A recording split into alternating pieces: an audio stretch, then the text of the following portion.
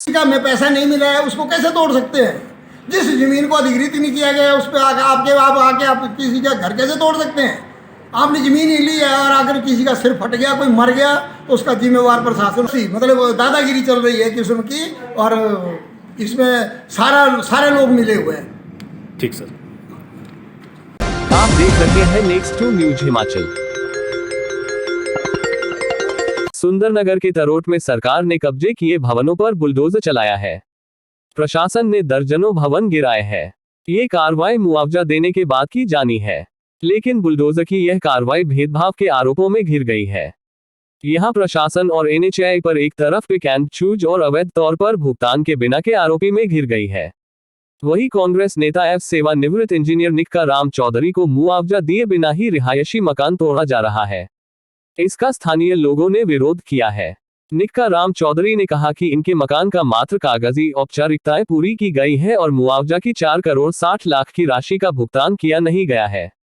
इधर प्रशासन बुलडोजर लेकर आ गया है। उन्होंने कहा कि मकान में परिवार रह रहा है। मुआवजा दिए बिना अगर मकान को गिरते समय किसी भी तरह की जान माल का नुकसान हुआ तो इसकी जिम्मेदारी प्रशासन और एनएचएआई के अधिकारियों की होगी।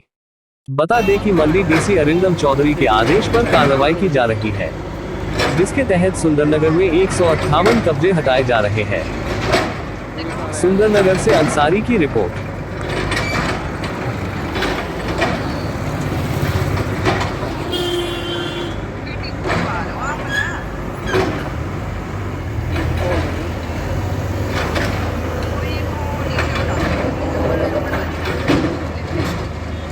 नापे डूबे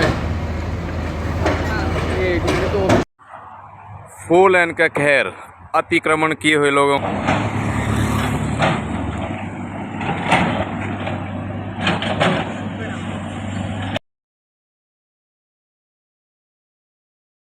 दो 2015-16 में सड़कों की जब यहाँ मेजरमेंट की गई, जमीन भूमि का अधिग्रहण किया गया, उस वक्त भी हमने प्रशासन के पास और एनएचएआई के पास अपना वो रखा था कि मकान के नीचे की भूमि जब नहीं ले रहे हैं तो उसका मुआवजा देना उचित नहीं है, गलत है। तो इन्होंने भूमि हमारी खरीदी नहीं और हमारे मकानों का मुआवजा दे दिया, और वो मुआवजा इन्होंने दिया आधे अधूरे दरों पे। जब इनके विरुद्ध हम इस बात के लिए इनके पास जाते रहे तो ये हमारी बात सुनते नहीं थे। हमारी जो इन मकानों की जो मेजरमेंट थी वो भी ढंग से नहीं की गई। जिन जिन लोगों से रिश्वत मांगी गई, रिश्वत दे दी गई, उनको अच्छी मेजरमेंटें मिली, अच्छे रेट मिले, और उन्होंने मकान भी तुरंत तोड़। हमारे मकान में हमने जब इनसे अपनी मेजरमेंट के लिए विरोध किया, मैं इसके लिए उच्च न्यायालय में गया, हाई कोर्ट गया। हाई कोर्ट के आदेश के अनुसार इन्होंने मेरे मकान का निर्धारण करने के लिए आर्बिट्रेटर को 4 महीने का समय दिया। आर्बिट्रेटर ने 4 महीने के समय में मेरे मकान का निर्धारण कर दिया। तो जब वो निर्धारण हुआ तो इसमें मुझे सिर्फ मात्र 2 करोड़ रुपया पहले दिया गया था, उन्होंने 4 करोड़ मुझे उसके अतिरिक्त और दिया। मैंने कई बार जाके इनके दफ्तर में जाके प्रार्थना की कि अगर आप मकान सारा तोड़ना चाहते हैं तो मेरे को आप कम से कम 2 करोड़ और दे दो, हम सारा मकान तोड़ देंगे। मैंने अंडरटेकिंग दी है। मैंने जिलाधीश से भी बात की इस मामले में कि मुझे पैसे दिला दो, मैं कल मकान तोड़ना शुरू कर दूंगा, परंतु जिलाधीश ने भी कोई गौर नहीं की। मैंने एसडीएम साहब से भी इस बारे में बात की, एसडीएम साहब को भी मैंने चिट्ठी लिख के दी, उन्होंने भी कोई इसमें निर्धारण नहीं करवाया। और मैं एलओ के दफ्तर भी गया, मैं प्रोजेक्ट डायरेक्टर से मिलने गया, प्रोजेक्ट डायरेक्टर ने बात तक नहीं की, दफ्तर में बाहर तक नहीं आया। और हालांकि एनएचएआई की चिट्ठी 31 जनवरी 2020 की जो चिट्ठी है, जिसके अनुसार एनएचएआई ने कहा है कि आप अपना मकान तोड़ नहीं सकते जब तक हम आपके पूरे पैसे आपके डिसाइड नहीं हो जाते। ये अपने ही आदेशों की अवहेलना कर रहे हैं और मकानों को ज़बरदस्ती तोड़ रहे हैं। घर में सारा सामान हमारे से इन्होंने मकान का जो इसका मकान का जो सामान है उसका 53 लाख रुपए काट लिया हुआ है। 53 लाख रुपया जो खिड़कियां हैं, जो हमारा सामान है, सरिया है, जो ईंट है, सब कुछ है, उसका 53 लाख काटा हुआ है। हम 53 लाख किया है। मैंने कहा तो मुझे पैसे दे दो, मुझे कोई सामान नहीं चाहिए, आप जब मर्जी तोड़ लो, मुझे डिसमेंटलिंग चार्जेस नहीं चाहिए। डिसमेंटलिंग चार्जेस मुझे मैंने मांगे थे 27 लाख, तो मुझे मिले 18 लाख। 18 लाख में भी 18 पैसे नहीं मिले हुए घर तोड़ने के। तो मैं घर क्यों किससे कैसे तोड़ दूँ जब मुझे पैसे नहीं मिले? मुझे पैसे देंगे तो मैं घर तोड़ूंगा, मैंने लिख के दिया हुआ है इनको। हाँ, ये पैसे दे नहीं रहे हैं घर तोड़ने आ गए जबरदस्ती। अगर मेरे घर में मेरे सामान का नुकसान हुआ तो NHI 53 लाख रुपए का जो मेरा मुआवजा काटा हुआ है उसको मुझे देगी, और मैं इसके लिए न्यायालय में गुहार लगाने जाऊंगा। यही नहीं, इसके बावजूद इन्होंने जितनी ज़मीन मेरी अक्वायर की, मैंने सारी भूमि NHI को देने की बात की। इस रेट में नेशनल हाईवे पे कोई कौड़ियों के भाव जो ज़मीन इन्होंने हमारी अक्वायर की है, इस भाव यहाँ इससे 4 गुना भाव यहाँ मार्केट में चल रहा है। 20 लाख रुपये बिस्वों का रेट, 25 लाख रुपये बिस्वों का रेट नेशनल हाईवे पर है, जो कि इन्होंने हमें 2 लाख रुपये और 1.5 लाख और 2 लाख रुपये बिस्वों का रेट दिया हुआ है। तो इसके विरुद्ध मैं तब भी इनको कहा कि आप सारी ज़मीन एक्वायर कर लो, हमने तो भूमि खरीद के की हुई है हमारे पास। अगर हम 25 फुट पर उसको खाली छोड़ेंगे तो उसके बाद तो हमारे पास मकान बनाने को जगह नहीं बचेगी। तो अतः भी इस ज़मीन का हम क्या करेंगे इसको रख करके, जब इसमें कंस्ट्रक्शन नहीं हो सकती। तो इन्होंने उस भूमि को आर्बिट्रेटरी में नहीं मानी है हमारी बात। हमने उनको भी कहा था कि सारी भूमि अधिकृत करो, तो उन्होंने वो भी नहीं करी। तो ये जिस भूमि पे इनका अधिग्रहण हुआ है, इनकी भूमि पर जो मकान का हिस्सा बना था, क्योंकि इन्होंने पैसा हमें कम दिया था, उतना मकान हमने उखाड़ दिया है। इन्होंने निशान लगाए थे, ये खुद आए थे, इन्होंने खुद उखाड़ा है। परंतु अगर आज मेरा ये मकान तोड़ते हैं, मेरे घर में करोड़ों रुपए का सामान है और मेरे बीवी बच्चे सब मकान में बैठे हुए हैं, अगर किसी के साथ भी कोई हादसा घटा तो उसकी जिम्मेवार यहाँ का प्रशासन, यहाँ का जिलाधीश जो मौके पे आया और बिना बात किए चला गया। जिसके दफ्तर में हमने चिट्ठी लिखी थी, उसने मेरी चिट्ठी का जवाब तक नहीं दिया। मुझे नोटिस दिया है मैंने, उसका जवाब तक नहीं दिया। SP मंडी भी साथ आई थी, उन्होंने भी कुछ नहीं किया। और उसके बाद यहाँ का जो SDM है वो मौके पर आया, बात तक नहीं की, बिना बात किए चला गया।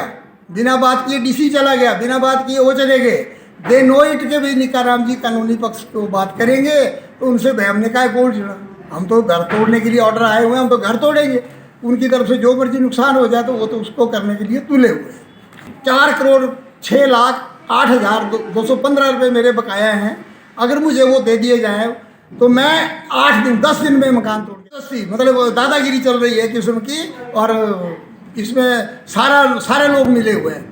जैसे कि आपको मालूम ही है कि जो हमारा कीरतपुर से मनाली वाला जो स्ट्रेच है, इसमें 4 लेन का काम आजकल बड़ा युद्ध स्तर पे चला हुआ है और लगभग ये कार्य पूरा ही होने वाला है। इसमें बहुत सारे ऐसे स्ट्रक्चर्स थे जिन स्ट्रक्चर्स की जो मुआवजा था उनके मालिकों को मिल गया और कानूनन वो हटाए जाने थे, परंतु एक लंबे अंतराल के बाद भी उनके मकान मालिकों के द्वारा उसे नहीं हटाया गया। ऑनरेबल हाई कोर्ट की डायरेक्शन के मुताबिक और जो सरकारी हमारे आदेश हैं, सरकार के भी ऐसे आदेश हैं, उन आदेशों के मद्देनज़र हमने ये सारे स्ट्रक्चर्स हटाने थे जिन्हें कि बार बार नोटिस भी दिए गए। अभी हाल फिलहाल में फरवरी माह में भी एक नोटिस दिया गया था और उनको आगाह किया गया था और आग्रह भी किया गया था उनसे कि वो अपना सामान उसमें से निकाल लें और इसे खाली कर दें और डिसमेंटल कर दें, और उसके बाद जो भी हमारे नेशनल हाईवे के नॉर्म्स हैं उन नॉर्म्स को पूरा करते हुए अपनी नई कंस्ट्रक्शन करें, क्योंकि ज़मीन कई जगह उन मालिकों से भी बिलोंग करती है, तो वो उस पर अपना स्ट्रक्चर निर्माण कर सकते हैं अप्लाई करके और NH के नॉर्म्स को मानते हुए। अभी परंतु बार बार आग्रह करने पर भी बहुत से ऐसे मकान थे या मकान मालिक थे जिन्होंने अपने स्ट्रक्चर्स को नहीं हटाया। इसी कड़ी में फिर प्रशासन को, क्योंकि हमने ऑनरेबल हाई कोर्ट के जो ऑर्डर्स हैं उसे भी कंप्लाई करना है, तो वहाँ पे जाके खुद ही अब NHI की मशीनरी को यूज़ करते हुए और सभी विभागों के, जैसे कि बिजली पानी के कनेक्शंस काटना इत्यादि, इस तरह की जो हमारे पास उपलब्ध थे संसाधन, उनका प्रयोग करते हुए अब हम डिसमेंटल कर रहे हैं। एक तो अच्छी बात ये भी है कि बहुत सारे लोग स्वयं से भी अपने जो मकान इत्यादि हैं जो डिसमेंटल होने हैं वो स्वयं से भी कर रहे हैं। आपके माध्यम से मेरा आग्रह भी रहेगा कि शीघ्र अतिशीघ्र मैं मतलब ये कहना चाहूँगा 2-3 दिन के अंदर ये सभी स्ट्रक्चर्स अपने आप से हटा दें। अगर किसी के कोई ग्रीवेंसेस है वो NHI के साथ जाके मिल सकता है और उनसे अपने समाधान करवा सकता है। ये वो स्ट्रक्चर्स हैं वैसे जिनको नोटिस दिए गए हैं, जिन्होंने ऑलरेडी जिनके खाते में या तो पैसे पड़ चुके हैं या फिर उनके खाते में पैसे डल गए थे, कुछ लोगों ने लेने से भी मना किया था, उनके नाम की FDR बना दी गई है। तो ये स्ट्रक्चर्स तो सारे के सारे हटने हैं।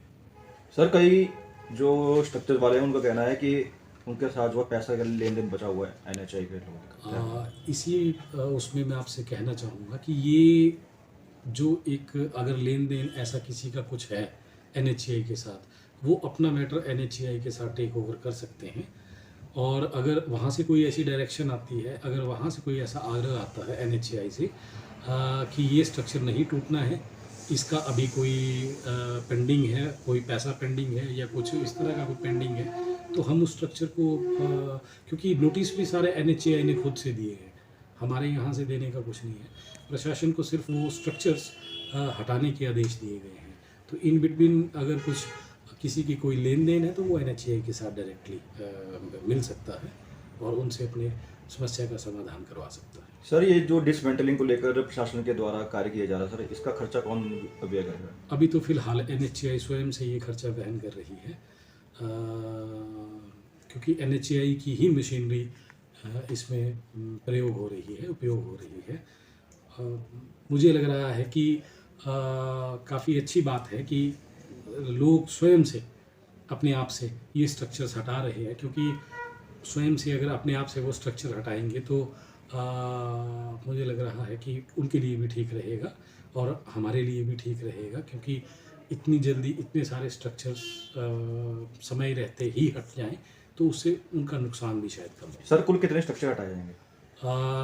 अभी मेरे पास पिछले कल तक 187 की एक लिस्ट थी, जिसमें से 24 की लिस्ट और ऐड कर दी गई है, मीनिंग बाय 211 स्ट्रक्चर्स की अभी तक मेरे पास लिस्ट आई है। इसमें ये स्ट्रक्चर्स जो हैं वो हमारे डडौर से लेके आपके जो भौर तक है, यहाँ तक ये स्ट्रक्चर्स हैं। ठीक।